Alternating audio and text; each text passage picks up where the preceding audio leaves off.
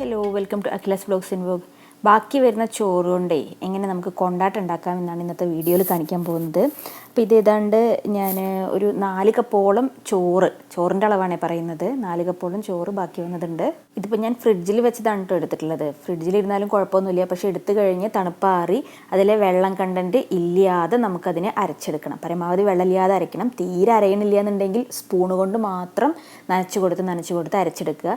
അരയ്ക്കുക എന്ന് പറയുമ്പോൾ ഒരിത്തിരി തരിതരിയായിട്ട് അരച്ചെടുക്കണം. അപ്പോൾ ഈവനായിട്ട് അരയാൻ വേണ്ടിയിട്ട് ഞാൻ ചെറിയ ജാറിലിട്ടിട്ടാണ് കേട്ടോ, കുറച്ചായിട്ട് ചെറിയ ജാറിലിട്ടിട്ടാണ് അരച്ചത്.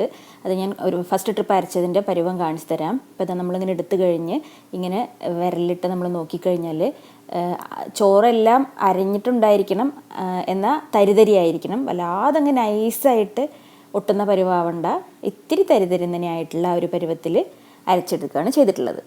ഇപ്പം ഇങ്ങനെ ഞാൻ ആ ചോറ് മുഴുവനായിട്ടും ഇങ്ങനെ അരച്ചെടുത്തു. ഇത് അരച്ച് കഴിഞ്ഞാൽ വെള്ളത്തിൻ്റെ അളവ് കൂടരുത് ഒട്ടും. ഇപ്പോൾ കണ്ടില്ലേ, സ്പൂണിലെടുത്ത് ഇങ്ങനെ കമിഴ്ത്തി പിടിച്ചാൽ അത് വീഴുന്നില്ല. നമ്മൾ നന്നായിട്ടൊന്ന് കുടഞ്ഞു കൊടുത്താലേ വീഴുന്നുള്ളൂ.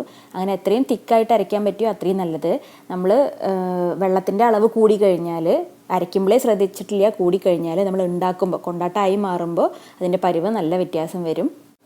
ഇനി ഇതിൽ ഫ്ലേവറിന് വേണ്ടിയിട്ടുള്ള കാര്യങ്ങൾ ആഡ് ചെയ്യുക. അപ്പോൾ ആദ്യം ഇങ്ങനെ ആവശ്യത്തിന് ഉപ്പിട്ട് കൊടുക്കുന്നുണ്ട്, പിന്നെ മുളക് പൊടി ഇട്ട് കൊടുക്കുന്നുണ്ട്. അത് 1 ടീസ്പൂണോളാണ് ഇടുന്നത് ആകെ. ഇതിപ്പോൾ ഞാൻ 1/2 ടീസ്പൂണിൻ്റെ സ്പൂണാണ്, അതുകൊണ്ടാണ് 2 തവണ ഇട്ടത്.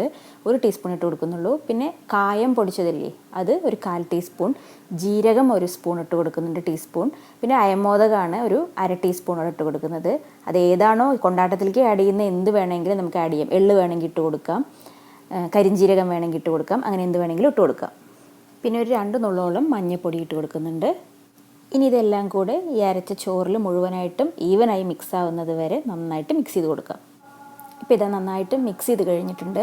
ഇനി സേവനാഴി ഉപയോഗിച്ച് നമുക്ക് പിഴിഞ്ഞെടുക്കണം. അതിനായിട്ട് ഞാനൊരു സ്റ്റാർ ഷേപ്പിലുള്ളതാണ് ഞാൻ എടുത്തിട്ടുള്ളത്. അച്ച് എവിടെയാണോ നമ്മൾ ഉണക്കാൻ വെക്കുന്നത്, ഇപ്പോൾ മുറ്റത്താണോ പുറത്താണോ ടെറസിലാണോ ബാൽക്കണിയിലാണോ എവിടെയാണെന്നുണ്ടെങ്കിലും അവിടെ അതിനുള്ള സൗകര്യത്തിൽ എന്തെങ്കിലും ഒന്ന് വിരിക്കുക. ഒന്നുകിൽ തുണി അല്ലെങ്കിൽ എന്തെങ്കിലും പ്ലാസ്റ്റിക് ഷീറ്റുകൾ വിരിക്കുക കേട്ടോ. അതല്ലാതെ നമ്മൾ ന്യൂസ് പേപ്പറൊക്കെ ചെയ്ത് കഴിഞ്ഞാൽ നമ്മളിത് ഉണങ്ങിക്കഴിഞ്ഞ് പറിച്ചെടുക്കുമ്പോൾ ഇതിൻ്റെ കൂടെ ന്യൂസ് പേപ്പർ ഒട്ടിപ്പിടിച്ച് പോരും. അപ്പോൾ അത് ചെയ്യരുത്. ഇപ്പം ഞാനിത് വലിയ ഒരു ഷോപ്പിംഗ് ബാഗ് പ്ലാസ്റ്റിക് കവറിനെ നമ്മൾ അതിൻ്റെ സൈഡ് പൊളിച്ചിട്ട് നിവർത്തി വെച്ചിട്ട് അതാണ് ഉപയോഗിച്ചിട്ട്. അപ്പോൾ നല്ലൊരു വലിയ ഷീറ്റായിട്ട് എനിക്ക് കിട്ടി. അപ്പോൾ അതിൽ ഞാൻ ഉണക്കാൻ വേണ്ടിയിട്ടുള്ള സിറ്റ് ഔട്ടിൽ കൊണ്ടുപോയിട്ട് വെച്ചിട്ട് ഇങ്ങനെ ചെയ്യുകയാണ് ചെയ്തിട്ടുള്ളത്. ഇപ്പോൾ ഇത് ഫസ്റ്റ് ഡേ ആണ് കേട്ടോ, ഒരു ദിവസം കഴിഞ്ഞിട്ടുള്ളതാണ്. അപ്പോൾ ഇത് അപ്പോൾ നോക്കി, പുറത്തൊന്നും ഇങ്ങനെ ഡ്രൈ ആയി വേർപ്പെട്ട് പോന്നിട്ടുണ്ട് കവറിന്ന്, പക്ഷേ ഉള്ളിൽ നല്ല ചോറ് അതുപോലെ തന്നെ ഇരിക്കുന്നുണ്ട്, നല്ല ഈർപ്പമുണ്ട്. അപ്പോൾ നന്നായിട്ട് ഉണങ്ങുന്ന വരെ നമ്മൾ വെയിറ്റ് ചെയ്യണം. അപ്പോൾ ഇങ്ങനെ കുഴഞ്ഞ് വരുന്ന പരിവായി. ഇതിപ്പോൾ 2ാമത്തെ ദിവസമാണ്. 2ാമത്തെ ദിവസം ഇത്രയും കൂടി ആയിട്ടുണ്ട്, ചുങ്ങിയിട്ടുണ്ട്, എന്നാലും അങ്ങ് പൊട്ടുന്നില്ല, ക്രിസ്പിയായി പൊട്ടുന്നില്ല. അപ്പോൾ അത്രയും പോരാ. നല്ല വെയിലുള്ള നാട്ടിലൊക്കെയാണ്, നല്ല വെയിലത്തൊക്കെയാണ് വെച്ചിട്ടുള്ളത് എന്നുണ്ടെങ്കിൽ 2 ദിവസമൊക്കെ ധാരാളമാണ്. ഇവിടെ ഇപ്പോൾ എനിക്ക് ഡയറക്റ്റ് സൺലൈറ്റ് കിട്ടുന്നില്ല. അപ്പോൾ ഇത് നോക്കിയാൽ 3ാമത്തെ ദിവസം കഴിഞ്ഞപ്പോഴേക്കും ഓൾമോസ്റ്റ് ശബ്ദം കേൾക്കുന്നില്ല, നല്ല ക്രിസ്പിയായി വന്നിട്ടുണ്ട്. അപ്പോൾ നമുക്ക് ഈ ഒരു പരുവത്തിൽ കിട്ടുന്നുണ്ട്. അപ്പോൾ ഇതുപോലെ നന്നായിട്ട് ഉണങ്ങിയെന്ന് ഉറപ്പ് വരുത്തുക. നന്നായിട്ട് ഉണങ്ങിക്കഴിഞ്ഞാൽ നമുക്ക് പാത്രത്തിലിട്ട് അടച്ച് എത്ര ദിവസം വേണമെങ്കിലും എടുത്ത് വെക്കാം. അപ്പോൾ ഞാനത് വറുത്തൊരു സാമ്പിൾ കാണിച്ച് തരാം. അപ്പോൾ അതിനായിട്ട് നല്ല നീളത്തിലുള്ളതിനെ ഞാൻ ചെറുതാക്കി മുറിച്ച് കുറച്ചെടുത്ത് സെപ്പറേറ്റ് എടുക്കുന്നുണ്ട് വറുക്കാൻ വേണ്ടിയിട്ട്. അപ്പോൾ അത് എണ്ണ ചൂടാവാൻ വെച്ചിട്ടുണ്ട്. എണ്ണ നന്നായിട്ട് ചൂടാവണം, നല്ലപോലെ ചൂടായാൽ മാത്രമേ ഇട്ടാൽ നമുക്ക് പെട്ടെന്ന് അത് കുക്കായി കിട്ടുള്ളൂ. അപ്പോൾ നല്ലോണം ചൂടായതിന് ശേഷം മാത്രം നമ്മൾ കൊണ്ടാട്ടം ഇട്ട് കൊടുക്കുന്നുണ്ട്. അപ്പോൾ കുറച്ചിട്ട് കൊടുത്തു, പെട്ടെന്ന് തന്നെ പൊരിഞ്ഞ് വരുന്നത് കണ്ടില്ലേ. എന്നിട്ട് ചെറുതായിട്ട് ഗോൾഡൻ ഷെയ്ഡ് ആകുമ്പോൾ തന്നെ എടുക്കുക, കാരണം എടുത്തു കഴിഞ്ഞാലും പിന്നെ ഒന്നും കൂടെ അത് കളർ മാറാൻ ചാൻസ് ഉണ്ട്. പിന്നെ ഒന്നും കൂടെ കുക്കാവണം. നല്ല ഹൈ ഫ്ലെയിമിൽ വെച്ചിട്ട് നല്ലോണം എണ്ണ ചൂടാവണ്ട, മീഡിയം ഫ്ലെയിമിൽ, അല്ലെങ്കിൽ നല്ലോണം ചൂടാക്കിയതിന് ശേഷം മീഡിയം ഫ്ലെയിമിലേക്ക് ആയതിന് ശേഷം മാത്രം ഇട്ടുക.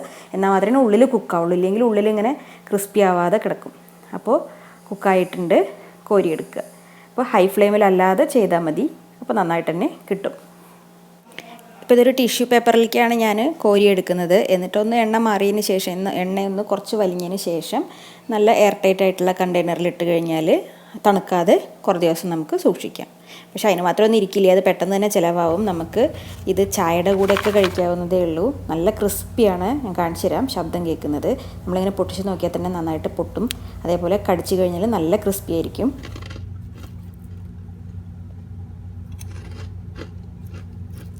കേട്ടില്ലേ, ശബ്ദം കേൾക്കുന്നില്ലേ? നല്ല ക്രിസ്പി ആയിട്ടുണ്ട്. അപ്പോൾ ഈ ഒരു പരുവത്തിൽ നമ്മൾ വറുത്തെടുക്കുക. നല്ല ഉണക്കം ഇതായിട്ടുണ്ടാവണം, അതേപോലെ നല്ല ചൂടായ എണ്ണയിലിട്ടിട്ട് വറുത്തെടുക്കണം. അപ്പോൾ ഇത്ര ഈസി ആയിട്ട് ഉണ്ടാക്കി വെക്കാം. ഉണ്ടാക്കിയ വേഗം ചിലവാകും കേട്ടോ. പക്ഷേ അപ്പോൾ കഞ്ഞിൻ്റെ കൂടെ, ചോറിൻ്റെ കൂടെ, ചായയുടെ കൂടെ സ്നാക്സ് ആയിട്ടൊക്കെ കഴിക്കാൻ പറ്റിയതാണ്. അപ്പോൾ ഒന്ന് ട്രൈ ചെയ്ത് നോക്കൂ. ബാക്കി വരുന്ന ചോറ് കളയാതെ നമുക്ക് ഇങ്ങനെയും യൂസ് ചെയ്യാൻ പറ്റും. അപ്പോൾ വീഡിയോ ഇഷ്ടപ്പെട്ടെങ്കിൽ ലൈക്ക് ചെയ്യുക, ഇഷ്ടപ്പെട്ടില്ലെങ്കിൽ ഡിസ്ലൈക്ക് ചെയ്യുക. ഇഷ്ടപ്പെട്ട ഷെയർ ചെയ്യാനും മറക്കല്ലേ. ചാനൽ സബ്സ്ക്രൈബ് ചെയ്തിട്ടില്ലെങ്കിൽ സബ്സ്ക്രൈബ് ചെയ്യണേ. അടുത്ത വീഡിയോയിൽ വീണ്ടും കാണാം. ബൈ.